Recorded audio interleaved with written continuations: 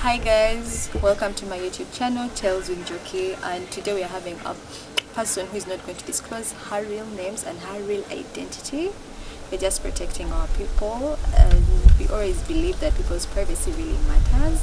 She's going to introduce herself to us, and she's going to tell us her story and how everything came to play. Can you please introduce yourself to our viewers, who you are? My name is Tasha. All my friends call me Natasha, but my name is Natasha. Yeah.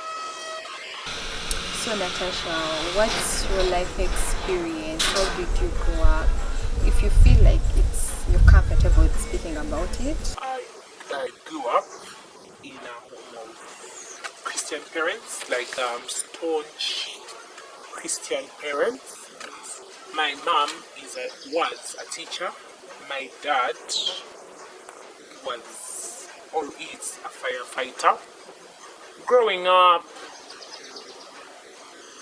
I don't really remember my dad being around. Okay, he was around, but you know that kind of around I'm talking about, like you're there, but you're not there. And then as time went on, we didn't like grow up in wealth, same situation where you have everything you can want, no. We grew up in a situation where pretty things hardly come around. But my mom would try all the time, so did my dad, but it wasn't like a very good situation. I didn't go to good schools and things like that. But yeah, they tried what they could, so when I kept growing up, my dad got a job overseas. Then he was actually never around at all, so I grew up with my mom, and when he would come around, he would create this atmosphere where when you know that he's coming, all of you would rush to your rooms. You just run to your rooms. Even if you're watching like an interesting thing on TV, people would just rush to their rooms. Was it just a fear that he instilled in you guys? He was this kind of man who would shout, like non-talk, but bark, and then he found it much easier to cane you rather than you explaining, something like that. And he would cane with sticks, but most times he'd cane with wire. Given that I was a stubborn child, I think from the time I was of age, like understanding, because I was really stubborn. And I had a mouth. I would say lots of things that... I remember this one time, some lady was passing in our compound, but her skirt was extremely short. So I stood on some raised veranda and I started singing for her a song. It's a song in Uganda, but the song would say, it's so bad that women dress like this. You show off your bodies to preachers, you distract preachers, you're causing confusion. The woman wanted to beat me up. She came for me, she really wanted to beat me up, but for some reason I don't know where everyone else came from. My mom was screaming, talk about my now again, don't touch my child. But you catch you, why about you not touch her? She's just like that. But the woman was furious, she wanted to beat me. I used to cause a lot of trouble, a lot. So yeah. But when he went, he would come back after like 2 years.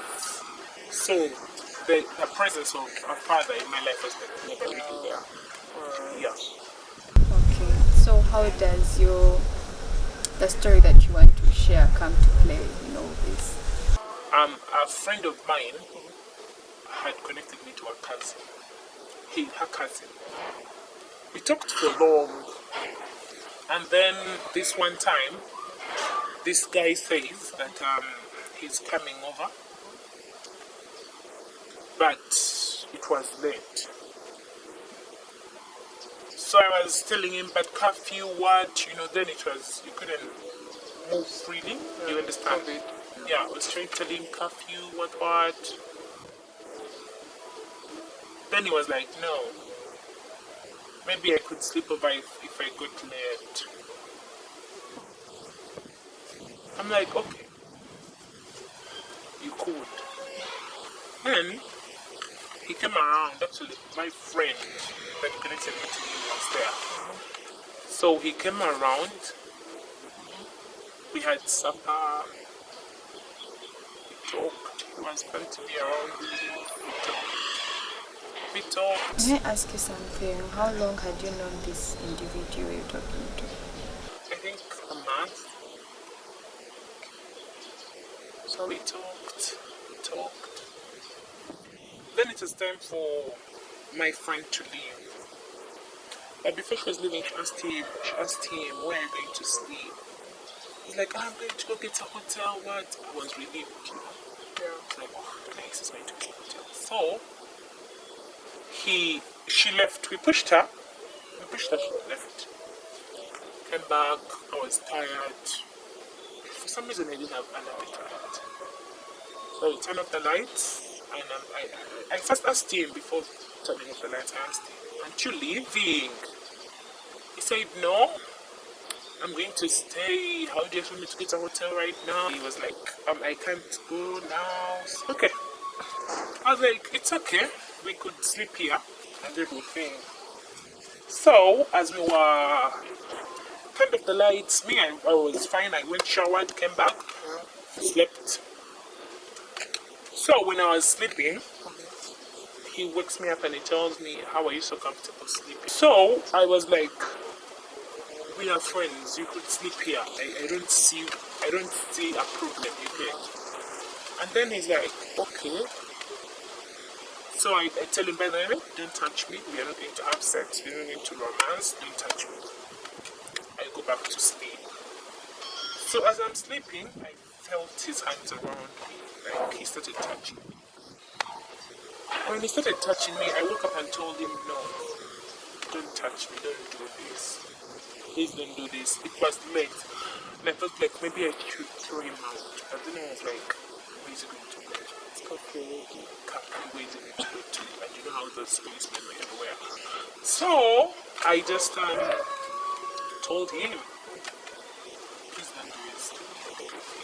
Tried to step again, but he was continuing to do it. So I started panicking. I thought of what to do. And given that I'm asthmatic, I thought to myself that it's cold, I could just fake an attack. So I fake an attack. I start to wheeze. Then I start to act like I'm having a convulsion. He started to panic. I'm feeling mad around the room. And he was asking me, what the hell is going on? What is going on?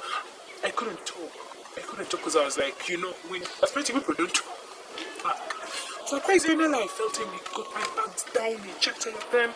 He tried to call my friend, but she didn't pick. Because I cannot call her. She's not picking. What do you do? What do you do when it gets like that? What do you do? He turned on the gas. He turned on the gas. He boiled water. So I think when he turned on the gas, and the doors were closed, the windows were closed, I think that's where something happened to me. Like, I think that thing actually triggered, the fact that I was already panicking, I think it triggered an actual attack. So, and that was the last thing I felt him do was try to give me water. But the water was just flowing out. At that moment, I'm just praying that nothing happens to me, you get? So, I don't know, that's the last thing I had him do. Like, then I pass out for real. In the midst of that attack, I passed out for real. Of the fake attack, I pass out for real. When I pass out, I wake up feeling like someone, the first time he was touching me was soft touches and everything, but this time I would feel like I'd become aggressive, like extremely aggressive, and he was touching me in so many bad ways. And my body was reacting to that. You know how your body reacts? Like, it was giving signals of, it's okay, you can do this. And I was weak. When you've just passed out, I was feeling weak. I felt like I'd just woken up from like a terrible place. I'm trying to gather myself. Then I felt him take off my pants, my knickers. And he was pushing his hand really hard inside me. He was pushing his hands inside you. You're unconscious. Yes, he has the audacity to undress you. That's the thing that still puzzles me up to now. So I was shaking, and I was trying to come back, At that point, I felt him get on top of me. But then in my mind, I was saying, I don't want this. Why is my body reacting to it? I couldn't make words. And then I felt him like get inside me, like now himself. And I was just, then I could open my eyes, like I could see him in a blurry form. I was telling, then I was telling him no, but in an extremely weak voice. Like, no, I didn't say yes to this, no, don't do this to me, please, no, he didn't stop. I kept getting the energy to go like, no, please don't do this to me, please don't do this to me, please don't do this to me. I was crying, I was shaking. I'm like, please don't do this to me, please don't do this to me. He didn't stop. He was looking me in the eyes and saying, you said yes to this. I didn't say yes to this. It's like you did, you just don't know, but you said yes. I said I didn't say yes to this. At this point, it's like we are fighting. The more I'm trying to argue back, the more aggressive he gets, the stronger he gets, and he's holding my hands down. And I'm trying to go like, please don't do this to me. Think about your cousin that connected me to you. Please don't do this to me. I didn't say yes to this. He kept screaming, no. Nobody can. Not even one person came to my door. Like, were you loud? I was loud. Not even one person came to my door. Not even one girl. Like, one girl. I was expecting like at least someone would come and know. Nobody came. I remember I was screaming his name on top of my voice, and I kept saying, don't do this to me, don't do this to me. Please don't do this to me. I would scream his name and then don't do this to me. My chest was paining, and on top of that, I'm panicking. I'm trying to scream for my life. He didn't stop. He freaking did. He didn't stop. He kept going and going. He didn't stop. So, he finally gets off me. I sat up, I cried, and I cried. I get my phone and call a friend and tell him what had happened. He told me, is this what you're talking about suicide? That's something simple. That's something simple. I mean, it's not a stranger who has raped you. It's something very simple. Don't even make it a big deal. Just calm down. Don't make it a big deal. Go shower. And don't make it all about you, you know? I was like, really? He's like, yes, you're not the first girl this is happening to, so don't be a baby about it. So I went. My home has a balcony. I opened my balcony door. I stood there with my phone. I put my phone down. I thought of maybe calling my mom and telling her, Mommy, you know what? Shit has not worked out. Like, I think I messed up. What? And I was blaming myself so much. I felt like it's your fault. It's your fault. You could have told him not to come. You said this and he said he was coming. And besides, your body was showing signals of you want this and everything. So it's totally your fault. I stood there at the balcony and for some reason it felt so near. So near. I was like, I could actually fall from here, die, and all those things. And then I'm getting, like, you have to get on top of the rail for you to fall. So I'm getting on top of the rail, and as I'm getting on top of the rail, my phone rang. So when my phone rang, I looked back to see who it was, and it was the friend who had told me not to be a baby. There's a friend who had told me, don't be a baby about it. This has happened to so many girls. You're not the first. You're probably not going to be the last. Just pick yourself up, go back to bed. For crying out loud, it's 2. I looked at my phone and I was like, why does he want to tell me that? So I'm sitting there and I'm telling myself, you can do this. You can do this. You can do this. I mean, how are you going to live after this? What if you're positive now? What if you got pregnant? You can do this. You can do this. But then this guy calls my name. He goes like, Tasha, what are you doing out there? Come back inside. What's wrong with you? And literally it's just from repeat. Exactly. It's like, come back inside. So I get down. I go back inside. I sat on the bed. It's like, sleep. You're tired. What? I looked at him. I was like, I'll sleep. I remember having sharp knives in my room. Like, I had never cooked since I came to school. My knives were sharp. I was looking at the knives and looking at him. But then I was thinking, how do I carry a dead body out of life? So your society, like your mother instincts. I was like, how do I carry a dead body out of my room? I'm like, no, he's heavy, and he's tall, and he's big, he's a giant, I can't do this. Now I'm like, but I can do this. So I walk to where the names are. He's like, what are you doing? Come and sleep. You're tired. First wait, when you walked towards the knives, you were ready to. I knew for a fact that one of us dies here today. It's either I die or he dies, but one of us dies here today. And were you ready for the consequences? Like if I murder this person? I felt like I'm helping the world get rid of someone who can do it to another person. You understand? But when I said it, I was like, so one day, I go to bed. I stayed up until like 7 in the morning when he woke up to leave. He woke Ask up. you a question. When the fact that you went to bed, you both shared.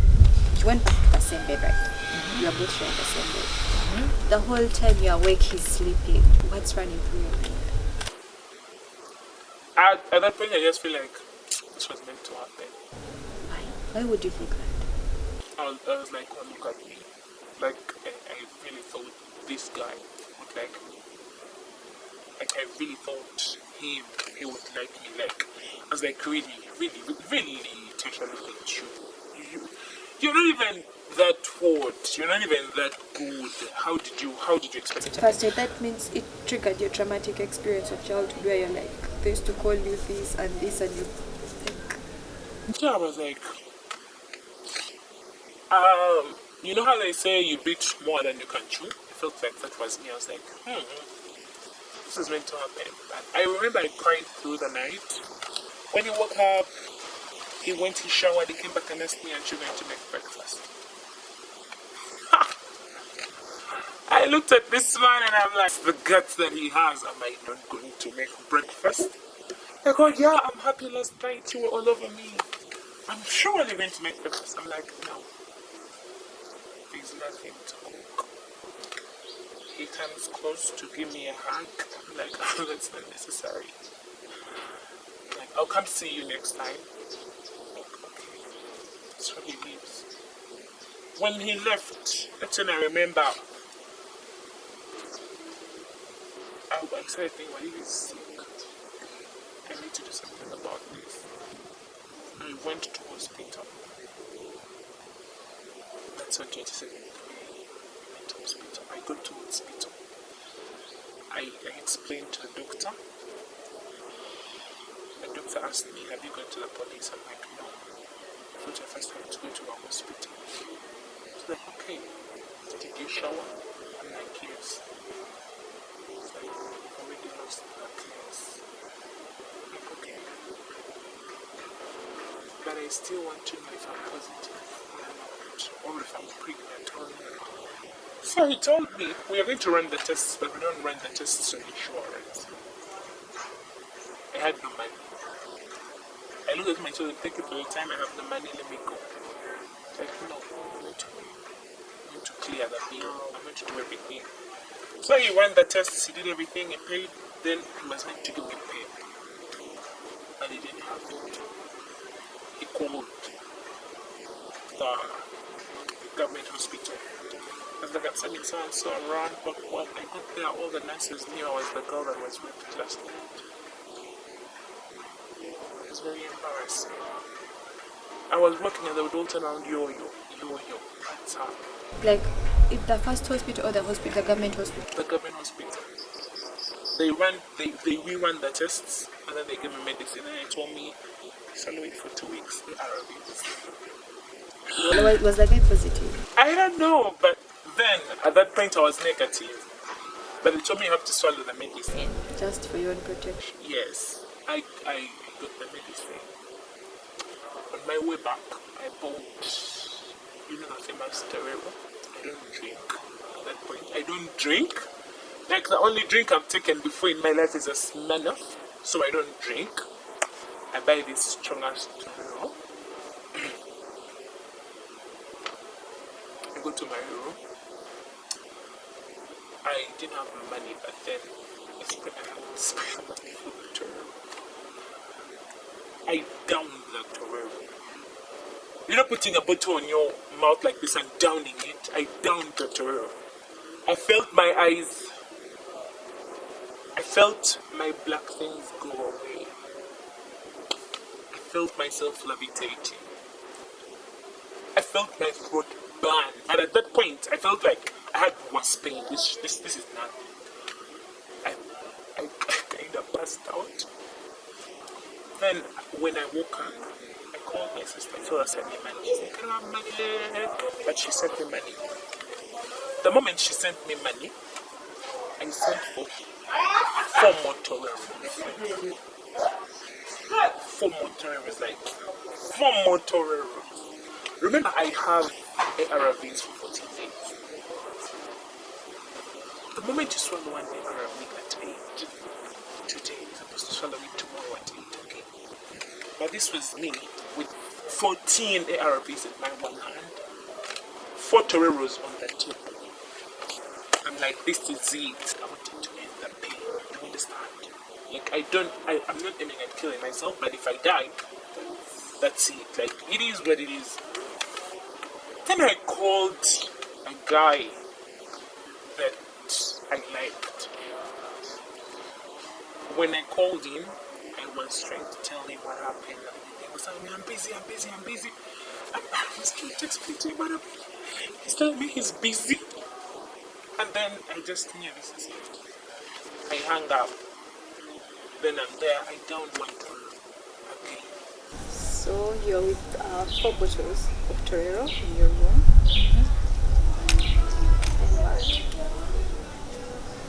Then I told you the one Torero bottle is now down. Yeah. And I'm holding these pills in my hands. I'm thinking about life. And then I'm saying to myself, but who loses if they die? And I was asking myself that question. I thought about it. I was like, my sister will get over it. My friends will get over it. My mom, she'll definitely get over it. But who exactly loses when you die? I felt like, no. You know how bad the ARVs are if you mix them with alcohol? You can imagine. So I'm there and I'm ready to do this. Like, my mind is totally made, entirely made. With my drinks, they're in my hands. That's my bowls. I opened my bottle. For some reason, when I opened the bottle, I stood up to look for a glass. I opened the glass, pour my Torero in a glass. So I'm sitting there. Felt like maybe I should say a final prayer to God. He gives life. You're not supposed to take it away. And here I am taking it away. So I'm like saying my final prayers to God, ready to take my life. And this guy, again, I want to say it was busy, called back. When he called this time, I was like, have you gone for the medicine? I told you already. I went for the medicine. I already got the medicine once. And then I was like, don't be a fool once. I'm like, don't worry. I will not be a fool anymore when I have this medicine now. So I think those words scared him. I think he called my sister. I think he said some nonsense to my sister. My sister calls me. He's like, Tasha, I swear to God, you girl, don't be stupid. Don't be stupid. You're not the first person this is happening to. Like, Tasha, I swear to God. Number one, you've not trusted me enough to call me. You're calling people. oh, I'm not even going to be there for you. If anything happened to you, she said a lot. And I remember Prince was telling her, no, I was joking with him. I was like joking with him. I kind of wanted to get his attention. He wasn't giving me attention and everything. He's like, and she's like, is the rap a joke? I'm like, no, that's not a joke, but the part where I'm saying I don't have to worry about because I already have the medicine. It's not a joke, what? And then she's like, okay, but let me hope you're not doing anything stupid. And she asked about my friend, the one whose cousin had raped me. He's like, is she there with you? I'm like, she's not. Do you want me to come around? I'm like, don't. I'm fine, I'm okay. After that call, I thought about it. I was like, it's not worth it. It's not worth it. So I just put the pills back in the bag. I just took my booze, wallowed in self-pity. Was there for long, just feeling down, like feeling at my worst. But the thing that was killing me the most is the fact that I was blaming myself for everything. So I call this guy, and I tell him, seriously, I wanted to know if he was positive. I didn't want to swallow those ARVs. Because you know they are scared if you swallow at 8 today, you have to swallow at 8 tomorrow. You have to be on time. Because if you're not on time, it could damage you. I call this guy and I'm like, hi. I know for a fact that I didn't say yes to what you did to me. I remember screaming no over and over again. And I also remember you doing stuff. Like, I don't know, he said something in Uganda. Don't say what in a call. Don't just send me that. You said yes, and now you're trying to act all smart with me. You said, don't be a fool. Actually, don't open your mouth for me anyhow. Like, don't talk to me. I know your tricks. I know how girls be. Something like that. And I don't know, but those words, they hit a part that I didn't know I even had. I felt so bad, so bad. I just told him, you know what? Fuck you. Fuck you. And he goes like, I thought you were going to be in doubt about this, but you're now abusing me. What? Deal with it. So before he hangs up, I tell him, yeah, I will, but I'm positive. I wanted to see what he would say, so I would know he's not positive. He goes like, what? Oh my God, what? Wait in time, know that you didn't tell me what? And I felt like telling him if you had asked for my consent, maybe I would have told you, but he didn't ask for it and everything. He scrammed the whole of the remaining part of the phone call and then he hangs up. At the point I feel sad, heartbroken, but at the same point I feel relieved at the fact that he's not positive. So because he's not positive, there is no way I'm sick. So I don't have to take these steps. I don't have to do it. So it was so breaking. And I don't know who lied to me that if I talked to someone about it, I would feel much better. So I want to ask you something. The fact that happened, did you go back and do a test? Yeah. After the 14 days, because I could then go back before the 14 days elapsed, I went back after the 14 days, same place, same hospital. They asked me if the tabs were done, and I told them they were. But we all know I didn't swallow these tablets. I didn't. They freaked me out. So I did the check again, and I was positive, which made me feel much better. But then I was scared of one thing. My body changed. Like after those 2 weeks, I would feel my boobs so heavy. I would constantly be craving. I would be nauseous. I had this emotional thing to a point that even if I was trying to iron a cloth and then it didn't work out, I would feel like I'm gonna cry about it, and I would. I used to feel like anything little is going to make me cry, so I was scared. I want to ask you a question. When all this was happening, why could they protect them? I think most girls would tell their moms, but why didn't you tell your parents or tell a parent? I just told you I don't care. I just figured, why does she have to? Besides, me going to hostel, my mom was fine with it. But dad wasn't. So I knew for a fact that if I called, I felt like somehow daddy would find out. And then he would come back and tell me, told you not to go to hostel, but then you went. So you see this, you get all that. You get all that. So I thought about all of that and I was like, I'm not going to quarrel.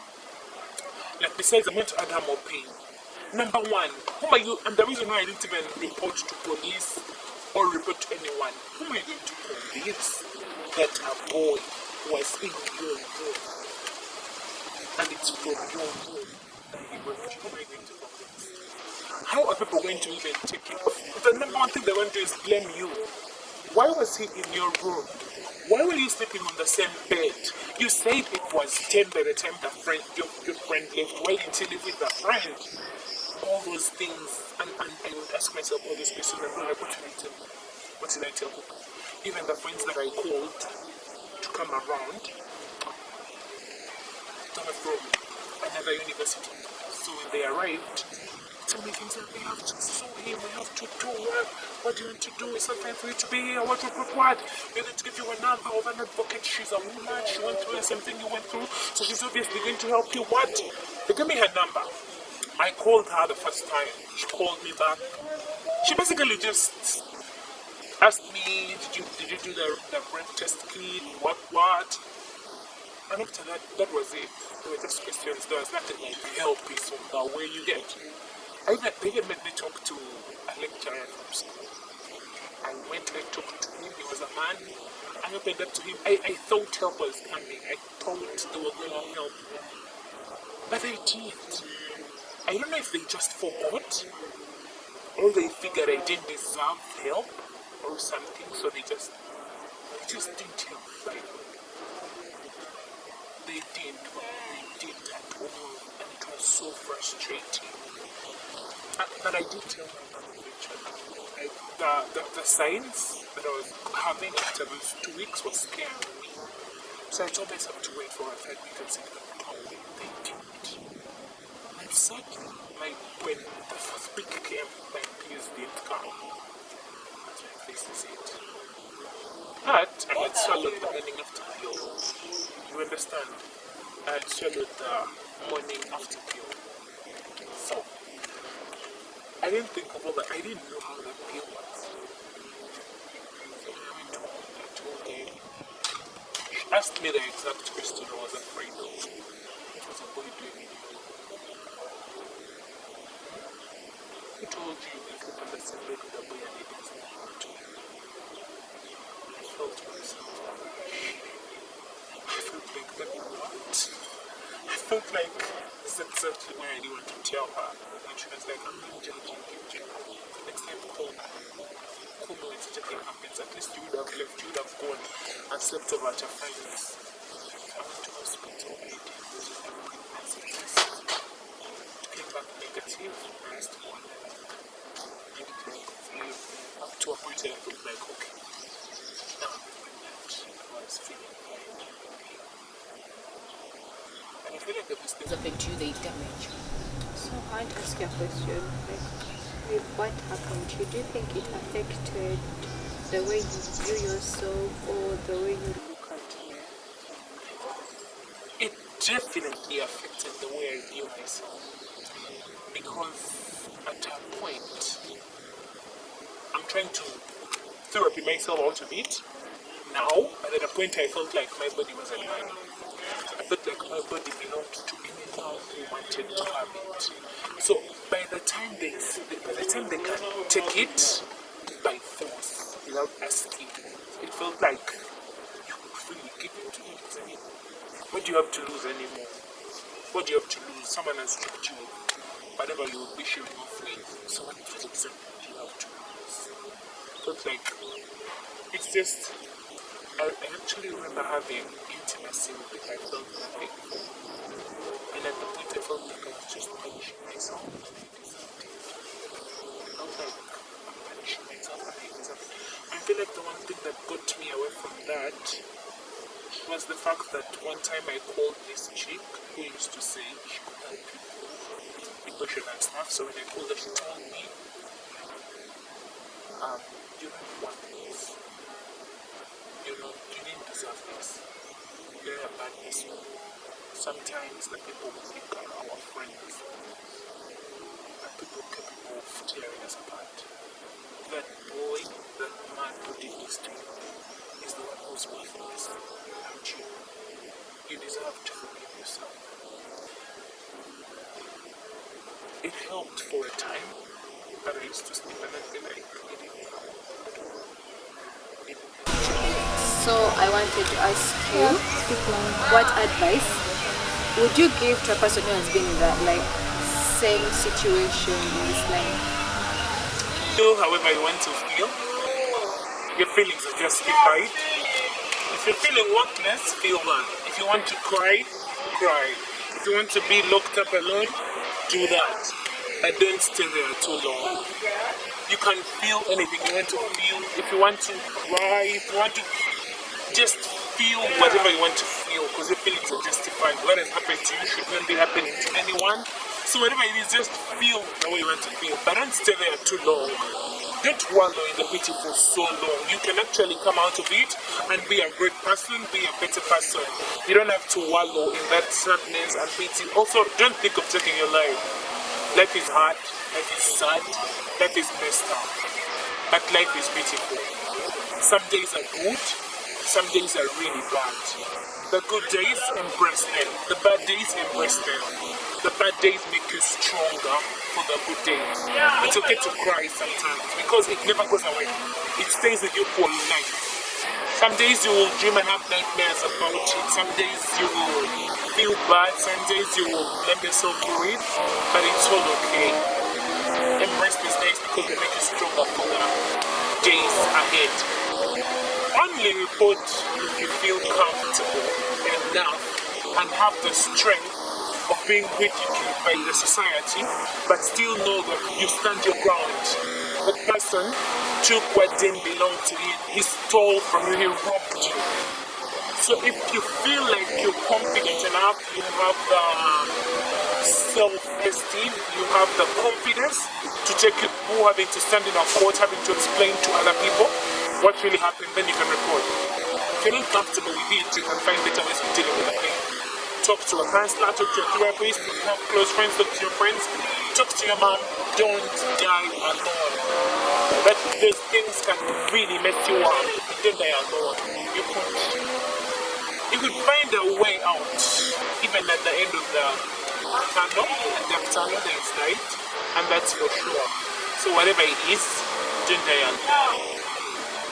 Find someone to share with. If you can't find someone to share with, talk to yourself. Thank you so much. Thank you so much. Thank you for joining me and thank you for watching this video. I hope you have learned something. I hope you have been encouraged, and I hope that you know that you are beautiful regardless. You are very beautiful in and out.